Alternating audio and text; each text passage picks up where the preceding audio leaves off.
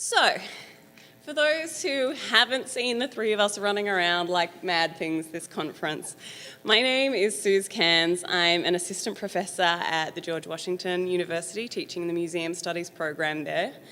We have Jennifer Foley here, who I will get her actual title, is Director of Education and Community Engagement at the Albright-Knox Museum, and Trish Oxford, who is Principal Technologist at Trish Oxford Media. So how does the program committee work? Usually, or until last year, when I was recruited as program chair, the two current program chairs who had been in at that time said to me, "Hey Suse, would you like to be program chair with us the following year?" And I said yes, because it sounded like an amazing opportunity, but it didn't feel like either a very sustainable model or a very a model where anyone could get involved. So this year we changed the recruitment process for the program chairs, and we also changed some of the recruitment process for the program committee. For the program chairs, we've made it a 2-year recruiting process. So I did an open call for anyone who was interested in actually being a program chair. Jennifer and Trish were two of the people who contacted me. I then actually interviewed, I think, everyone who applied. It was the first year we were doing this, so I thought I should talk to everyone to get a sense of how this might work and to make sure that I wasn't neglecting anyone. And then from there, it's going to now work on a 2-year cycle. So as the program chairs come on, the new program chairs come on, they have a year of learning, sort of learning the ropes of how this whole beast works, and then a year of running those things and then being able to make some further changes. So we're trying to create a sustainable model with the program chairs that includes open recruiting as well as a 2-year cycle to make sure there's knowledge being passed along each time, but also the chance for new members of the community to come in and make ideas. Similarly, this started to impact the way we were thinking about the program committee.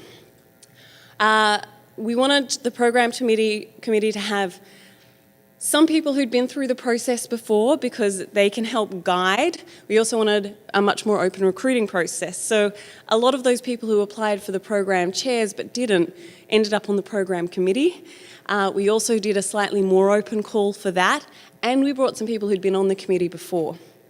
But what was really critical for us, and here are the names of the program committee members, was that we had a really good representation of the sector and of the community.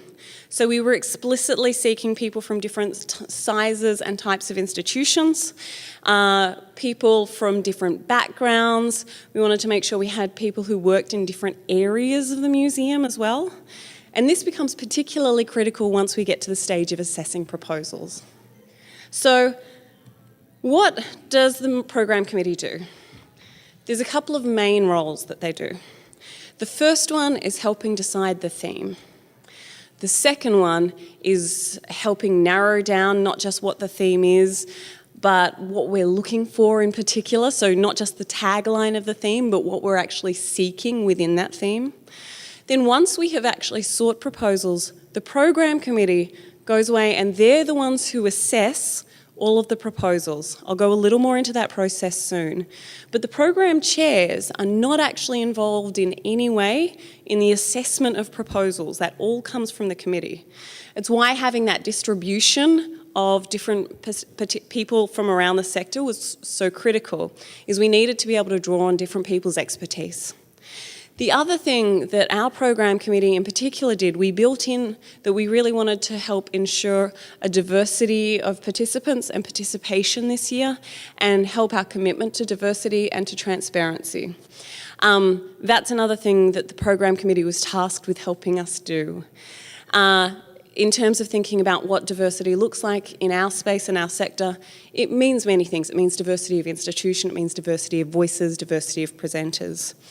Every year there is a post-conference survey as well as conversations that we have from participants. We take and we make a list of the things that we know we need to work on to get better for the following year. And one of the things we'd heard for several years was there was a sense of overrepresentation of art museums presenting and not enough of other types of institutions. And there was some questions about just how many different presenters we had, and we really wanted to work on that.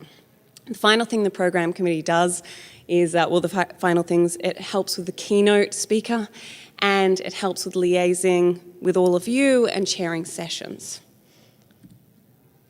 So we had some big conversations around the theme. They started with, should we even have a theme this year? We thought we would blow it out. And we got some really compelling reasons from the program committee as to why we needed a theme. The first one was that actually a lot of people can only get funding from their institutions if they can show that the work they're doing connects to the theme of a conference. So suddenly we had a real reason why we needed a theme. The other thing was we can start to look back over the theme of MCN for several years, and we can see where the concerns of the community have been from looking at that. So we had these really broad, generative discussions around whether we should have a theme, and then it started to be what that theme should be. And we decided we didn't want some theme with a big complex name and then a hyphen and then a small explanatory sentence. So Trish had the wonderful idea of, why don't we try and simplify some of our ideas and be a little more poetic? And so we actually got the conference committee to come up with some haikus around what they were thinking about. And I think I'm going to read a few of them out to you, and I think that as I do so, you'll start to see how these ideas are actually pervading the conference that we've got. So, this one, welcoming to all a unique experience, engage and connect. We are all of us transforming our museums to be inclusive. Inclusion, yes, but how did all this stuff get here? No justice, no peace. Beyond screens, tech, walls, collaborate to innovate. Bring your heart, drive and skills. Museum tech is a ravenous beast slowly devouring the field. Technologies can build trust and community. How can we do more? And then some are slightly more lighthearted. Here's to MCN. You'll be looking fresh as hell and blowing my mind. Meet your future friends, share ideas and sing badly. Happy nerd bubble. Don't stop believing in the everyday people who come together. And at MCN, we're never going to give you up. You've just been rickrolled. Yeah, we got rickrolled in our own program committee. But we wanted to take these ideas and we also broke them down into sort of a taxonomy of experience. So we thought about what are the things that we want people to take away from this. And we didn't just start with, we want people to be equipped with particular digital skills. We actually thought from like an emotional place as well. So we were thinking about the emotional resonances we wanted people to have, and things about the sorts of empowering things that people need in their careers. And this is sort of where we got to, is the theme that you have all, I am sure, seen, because I think this is probably why you are here, being the human-centred museum. So how did we assess the proposals? As I was just saying, we received about 300 proposals. Each proposal goes out to at least 3 members of the program committee, aligned as much as possible with their interests and what they know and their expertise. And then this is what they were rated on. So they gave overall a ranking. How do you rate this proposal? Must have, nice to have, okay, and not suitable. And that was looking for a session with a clear purpose, objectives, and learning outcome. Then we went down to the session has potential to make a significant contribution to MCN and the sector. So that was looking at whether it introduces innovative projects, whether that's in approach or evaluation, or its tech choices, or just its thinking. We wanted timeliness and expected interest was something. All of these were ranked with the exception of that top one. They also took comments. So we had both a ranking system and a comment system, and we read the two of them together when we got these. Its relevance to the conference theme, the diversity of presenters, so around whether it was a small museum, a non-art museum, whether it had new voices or a good mix of presenters.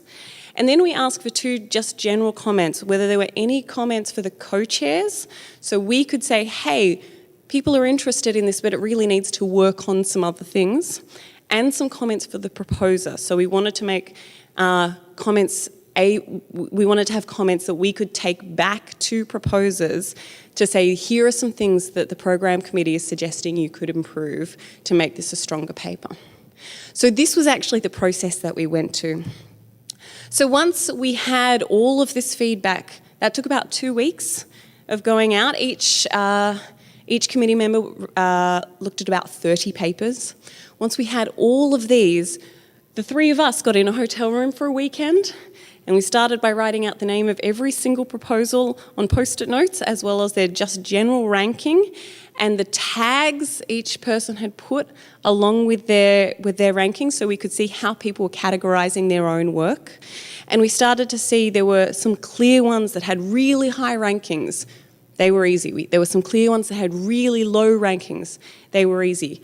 In that section in the middle where we had some, comparable rankings, we then went to the comments to see and the ratings, we went to the comments and the ratings to see what the committee was saying so that we could start to understand what the strengths were, why they might have given a lower ranking than a higher ranking. Was it just a ranking in one area that might be able to be, fixed or edited? And from there, that's how we then started to narrow down what did and didn't get in. It was based on that combination of rankings and comments. And it was also then around the mix that we had. Occasionally, we would have two very similar sessions, one which was rated slightly higher than another one. We would then, go with the one that was rated higher, but see if there were ways that we could connect them together. So we would actually reach out to sessions and to presenters and say, hey, there are these two sessions and we actually don't have room for both of you. Is there any way that you might be able to work together? In a couple of cases, we would say, hey, people really liked your idea for a session, they just thought it was the wrong format. This might not actually be an hour's worth of material. Would you be interested in cutting it down to half an hour? So we tried to go back to presenters to find ways that their work could actually then, we could represent more people, but also represent them in ways that were better suited and more useful, I think, for everyone here at the conference. So I think Jennifer is next.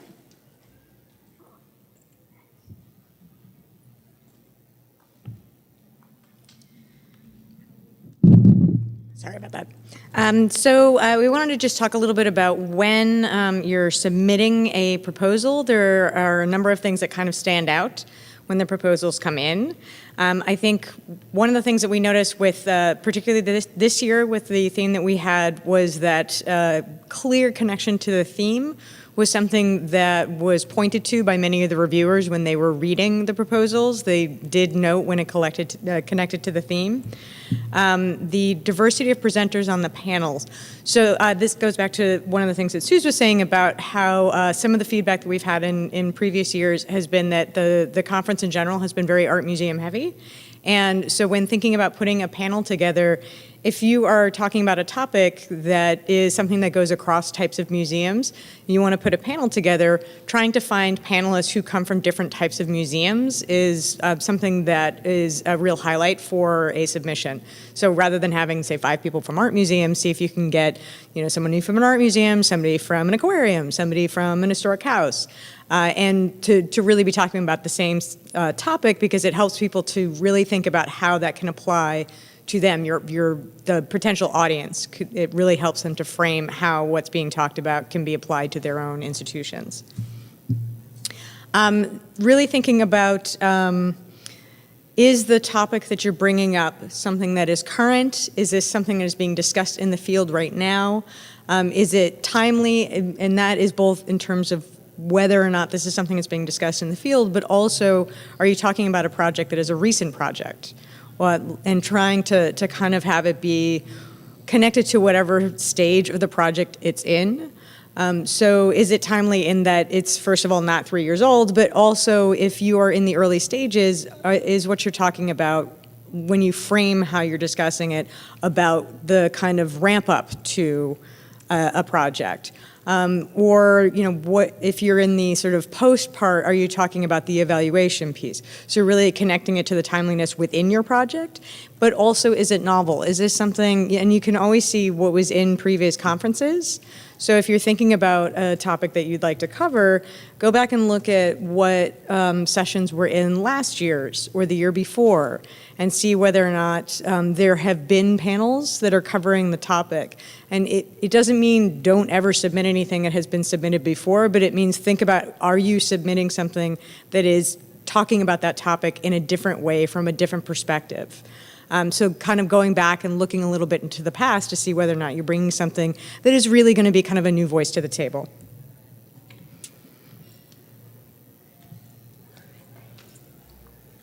I'm going to talk about how to write an effective proposal for MCN 2017. I'm going to go through the bullet points and leave room for questions for all of us at the end. So I know we have... is it fine? Okay. We've got time. All right. Okay, so this seems obvious, but we did get a number of proposals that didn't do this. Immediately name the problem or question that you are addressing, like in the first sentence. It's a short proposal. There's no need for introductory and then, putting your point at the end. Just start with it right away. Easy way to make a strong proposal. Describe your project or relevant experience and or research. So here's the problem. This is either what the project that I did and learned about this problem or discovered this problem, or this is what I've been working on in my career that has led me here.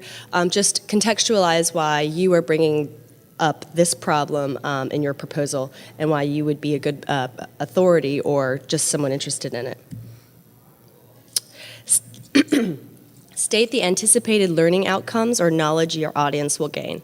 That's a big thing for us on the proposal or the program committee. We're very much interested in what are people going to leave the room with. So it doesn't have to be a beautiful, polished project, show and tell type of thing. There's always room for that. But it's really about what are the takeaways, what are you sharing with this community, and what do they stand to gain? Relay your results, whether successful or unsuccessful, that will be useful to your audience. So that kind of piggybacks on what we just said.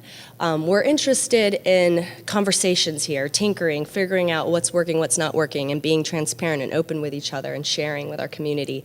So some of our failures or our mistakes or things that didn't land the way they thought are some of the most useful things to share with our community. So don't always dismiss something that you might have been working on. It might be a perfect time to kind of make that into fertilizer for a success in the future. Explain why this information is important to the MCN community. So I think there's a couple things you can think about there. I mean, we all work in museums and we all work across different, or institutions, I guess, but we all work across different parts of that. However, tech tends to be, or digital, or looking at institutions' workflows that our work uncovers, that's basically a theme. That's what's going to make it relevant here. So finding that connection to the MCN community, and that means getting to know the community too. And so if this is your first MCN, I'm sure you're learning that there are people from all over the sector here that stand to gain from what you have to share. But just contextualizing that. A descriptive and creative title that makes someone want to read the proposal. It seems, again, like a simple detail, but when we have 300 proposals and we've got them on Post-it notes and we're running them around and we start referring to them as, oh, the elephant in the room one, oh, the baseball one. Yeah. So it can go pretty far. A good title can go pretty far. So wanted to add that. All right. Do you all have anything you want to add? Yeah, I think this is sort of in brief how we put the conference together, and some brief tips of what we found have been really useful. But we know that you guys are going to have questions that we maybe haven't answered in this. So if you guys want to ask questions now is the time. There's also two things just before we go into that. I'm going to share out the blog post that we had about the process of putting things together. I'm going to share that out on Twitter in just a second. We've also got a form, if you're interested in maybe being on the program committee next year, if that part's piqued your interest, I'll also tweet that out in just a second and we'll make that available and we'll do a public call as well. But questions? What do you want to talk about?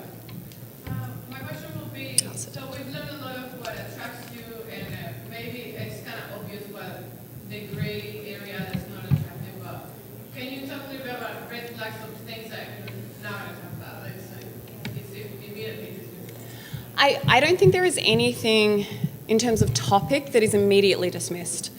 I think the things that got graded lower this year that I noticed are things where people really didn't feel there was originality in the perspective, or that it was something that we'd seen a lot of quite recently.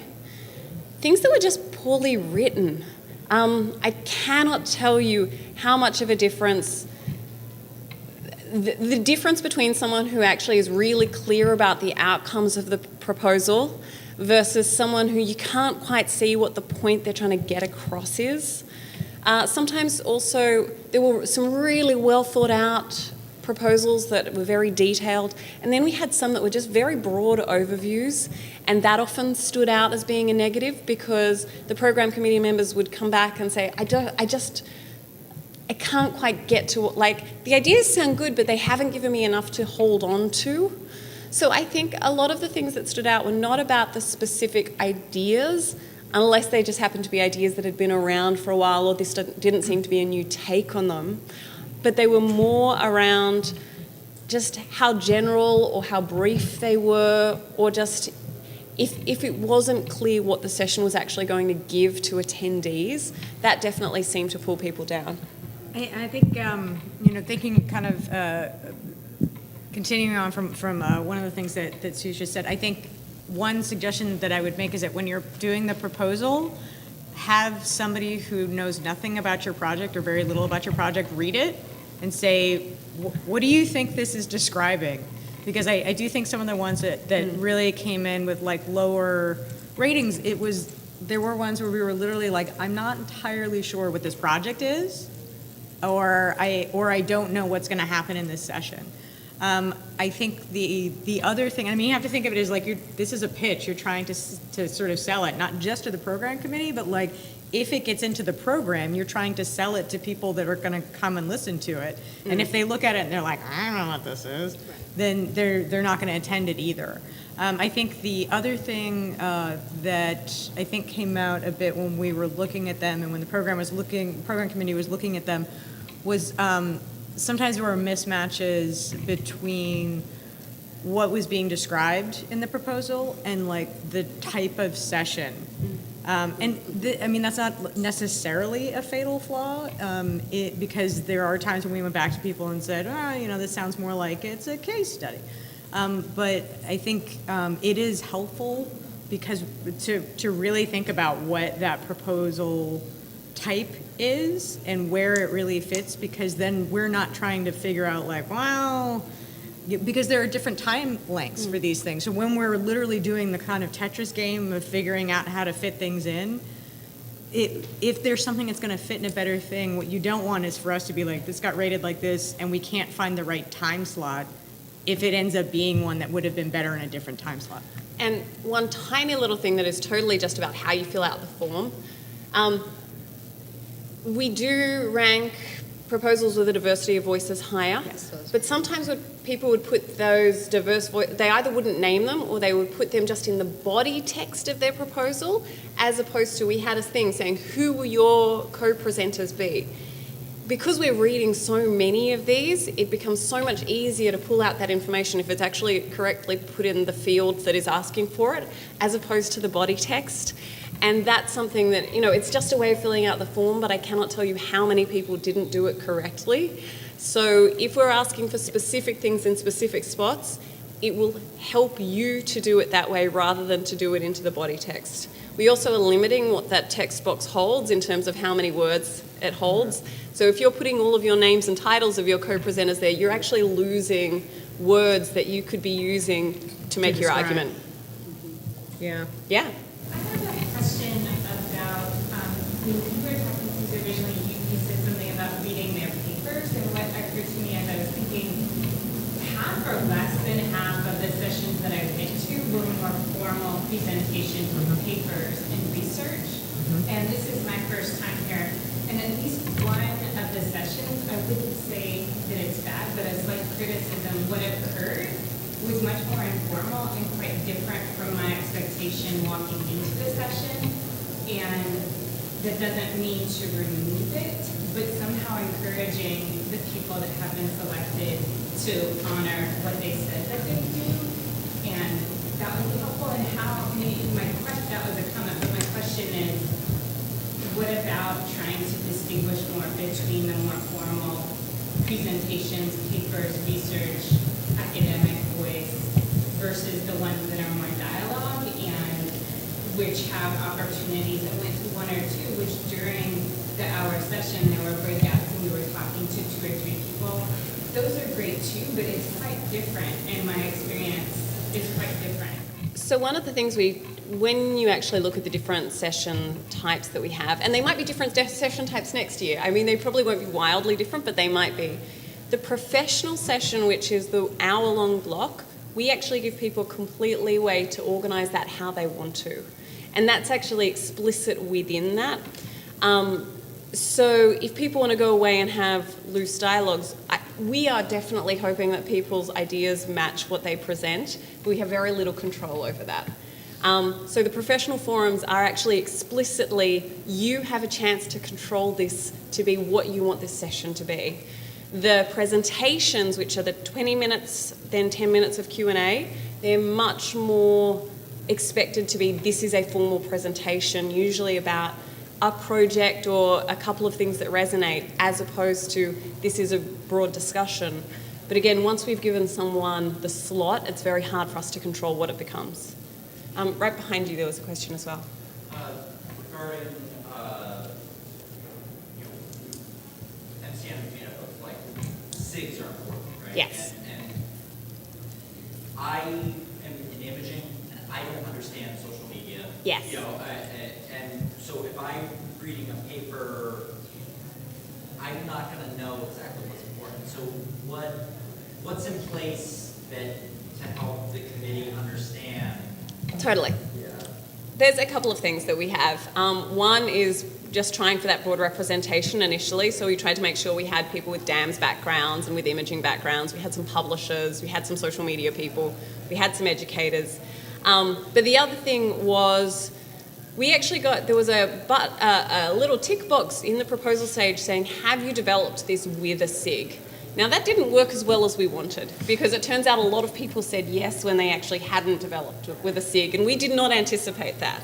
But one of the things we were trying to do is create better alignment between SIG topics and what was being presented. We're going to iterate on that process next year, and one of the things we're looking at is seeing whether we can get better SIG representation on the committee as well. But that's one of our big commitments, is trying to create better alignment between the SIGs and what the SIGs are thinking about and what the committee looks like, but also what the conference looks like. But it is tough. There are sometimes we get sessions that do not fit in any, we might only have 1 or 2 people who have expertise rather than the full 3. And so we just then look at who's actually been ranking and what they feel like they can comment. Right, and we wanted, the expertise on the program committee is matched with the subject matter of the proposal. So someone in social media is not reviewing a DAM proposal. Yeah. Guys, I think we are out of time for the official session, but please do come and speak to us. I'm also just about to tweet out the link to that form if you are interested in registering to be on the committee. It is great for us to also have a mix of people who are new to the conference as well as ones who've been coming for a long time. It's one of the mixes we try and have to make sure that we're also thinking about how we honour first-time attendees as well as how we honour people who've been in the community a long time. So please do, I will tweet out the link in just a second if you want to find it. And if you have general comments on the program, Jennifer and I, will be here, and please feel free to approach us, or there will be a survey as well. I'm interested in listening more to your point of view of understanding the expectation of what you thought you were going to get and what you got. So. Thanks, guys. Thank you.